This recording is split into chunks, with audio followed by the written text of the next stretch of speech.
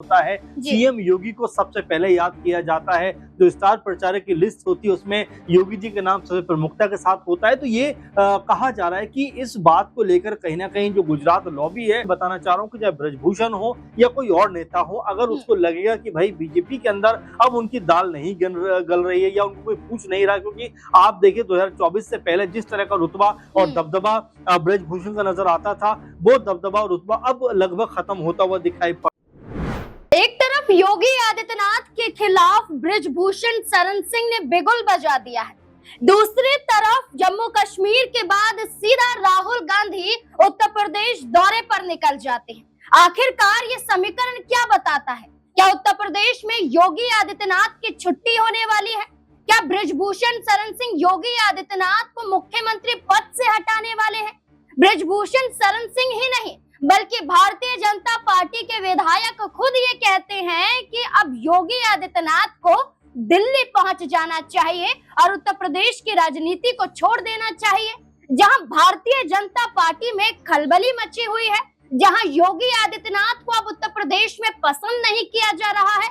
Brijbhushan Sharan Singh Samajwadi party के कार्यकाल की तुलना योगी कार्यकाल से करते हैं। स्वर्गीय मुलायम सिंह यादव का समर्थन ब्रजभूषण शरण सिंह करते हैं। इस बीच राहुल गांधी का रायबरेली और अमेठी दौरा होना ये दर्शाता है कि क्या अब इंडिया गठबंधन को उत्तर प्रदेश में फायदा होने वाला है? क्या भारतीय जनता पार्टी ही इंडिया गठबंधन को फायदा पहुंचाने वाली है? क्या ब्रजभूषण शरण सिंह अब भारतीय जनता पार्टी का साथ छोड़ देंगे? क्या बीजेपी विधायक भी अब योगी आदित्यनाथ से जो खफा नजर आ रहे हैं, क्या बीजेपी का साथ छोड़ने के लिए मजबूर हो जाएंगे अगर योगी आदित्यनाथ को हटाया नहीं गया? तो इससे जुड़े हुए तमाम सवाल यहाँ पर खड़े हो जाते हैं कि आखिरकार योगी आदित्यनाथ को अब हटाने की कवायद खुद भारतीय जनता पार्टी में क्यों तेज हो चुकी है? इन तमाम सवालों के जवाब देने के लिए मेरे साथ मेरे वरिष्ठ सहयोगी अमन सर जुड़ चुके हैं। सर, योगी आदित्यनाथ की बात करें, बुलडोजर बाबा कहे जाते हैं, योगी बाबा कहे जाते हैं, या एक जोड़ी योगी और मोदी की उत्तर प्रदेश में खूब चर्चाओं में रहती है, लेकिन अब ये जोड़ी नजर नहीं आती है और खुद योगी आदित्यनाथ के खिलाफ ये कहा जाता है कि उत्तर प्रदेश की राजनीति को छोड़ देना चाहिए। क्या अब योगी आदित्यनाथ के जो फैसले हैं या खुद योगी आदित्यनाथ उत्तर प्रदेश में या कहीं भाजपा में पसंद नहीं किए जा रहे हैं? देखिए बिल्कुल, और योगी जी के बारे में जिस तरह का माहौल खुद बीजेपी के अंदर बन रहा है, तो ऐसा लगता है कि क्या बीजेपी के नेता ही अब योगी जी को पसंद नहीं कर रहे हैं, या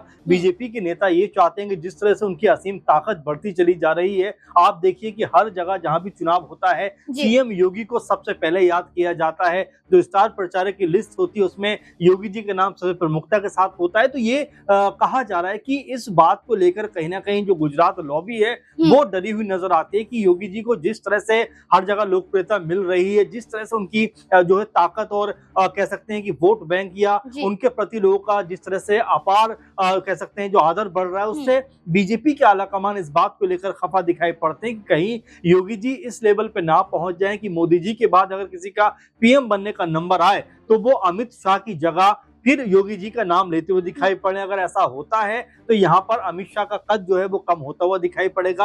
आप देखिए 2024 के चुनाव के बाद से लगातार सीएम योगी को खुद बीजेपी के नेता घेरते हुए दिखाई पड़े हैं। आपने देखा कि बीजेपी जब 32-33 सीटें जीत पाती है, उस वक्त योगी जी दिल्ली से उत्तर प्रदेश से दिल्ली के तमाम चक्कर लगाते हुए नजर आते हैं। और यहाँ तक कहा जाता है उस समय कि योगी जी को लेकर आला कमान नाराज है कि भाई हम अयोध्या जैसी सीट को कैसे हार सकते हैं। इसके अलावा जो बड़ी महत्वपूर्ण सीटें थी वहां पर बीजेपी की हार हो जाती है। ये तमाम ठीकरा जो है वो योगी जी के ऊपर फोड़ा जाता है। कई रिपोर्ट में ये तक दावा किया जाता है कि केशव प्रसाद मौर्य को मुख्यमंत्री बनाना चाहती है बीजेपी और योगी जी की छुट्टी करना चाहती है। उस समय ये बातें मजाक में ली गई, इस बातों का कोई कह सकते हैं जमीन नहीं बताई गई। लेकिन जब बाद में खुद बीजेपी के एमएलए इस बात को कहते हुए नजर आते हैं कि भाई योगी जी को अब दिल्ली भेज देना चाहिए और उत्तर प्रदेश का मुख्यमंत्री केशव प्रसाद मौर्य को बनाना चाहिए। केशव प्रसाद मौर्य की चर्चा हुई तो ब्रजभूषण शरण सिंह का बयान आ जाता है,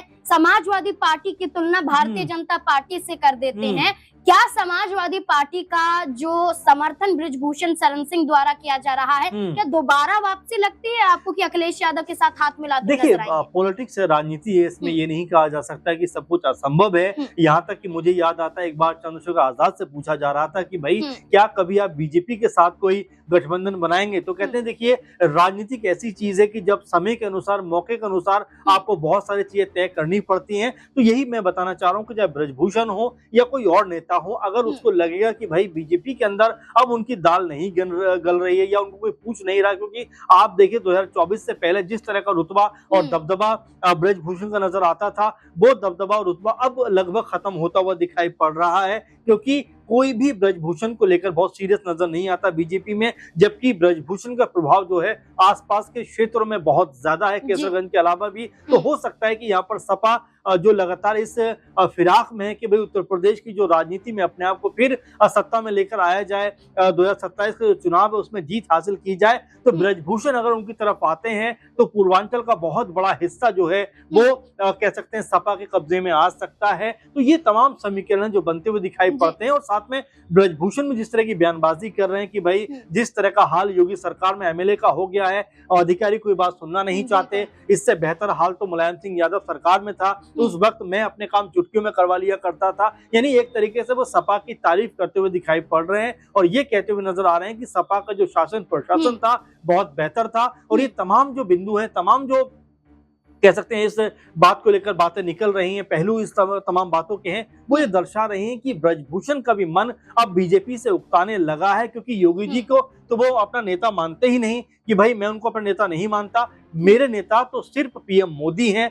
तो क्या पीएम मोदी से भी उनका मन उकता रहा है? तो ये तमाम सवाल हैं जो लगातार बन रहे हैं। हो सकता है उत्तर प्रदेश की राजनीति में 27 से पहले कोई बड़ा फेरबदल उठापटक होती हुई अगर हम बात करें तो राहुल गांधी का दौरा रायबरेली और अमेठी का अचानक से उत्तर प्रदेश पहुंचना राहुल गांधी का क्या ये संकेत देता है कि वो खुद भारतीय जनता पार्टी में सेंधमारी करने पहुंचे? देखिए, ये भी कहा जा रहा है नाज़मीन की आजम खान अगर जेल से बाहर आते हैं तो हो सकता है कि वो कांग्रेस पार्टी के साथ जुड़ते हुए नजर आ जाएं, क्योंकि देखिए कांग्रेस पार्टी को भी चाहिए कि भाई उत्तर प्रदेश में कुछ नेता ऐसे मजबूत हों जिनके नाम पर वोट आ सके, क्योंकि आप लगातार सपा की बयानबाजी सुन रहे हैं, सपा ये बात कहती दिखाई पड़ती है कि भाई हमारी वजह से कांग्रेस पार्टी को 5-6 सीटें आई, यानी कि कांग्रेस पार्टी का अपना कोई जनाधार नहीं है। अब यहाँ पर राहुल गांधी शायद इसी फिराक में लगे हुए हैं कि जिन जिन सीटों पर कांग्रेस पार्टी मजबूत रही है उसको फिर ताकतवर बनाया जाए, और यहाँ पर जो नेता पार्टी को लेकर इंटरेस्टेड हैं या एक तरीके से बीजेपी से खफा नजर आ रहे हैं उनको भी अपने साथ लिया जाए। तो देखिए समीकरण बहुत सारे हैं,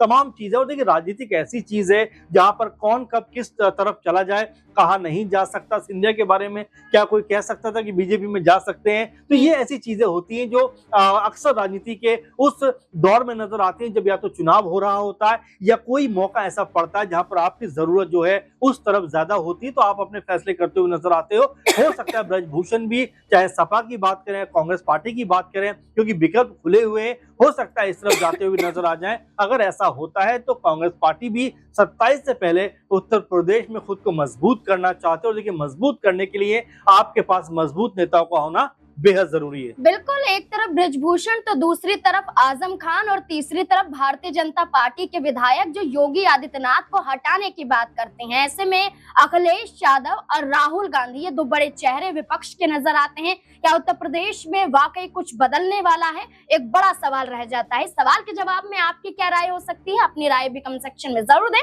देखते रहें SPN9 न्यूज। धन्यवाद।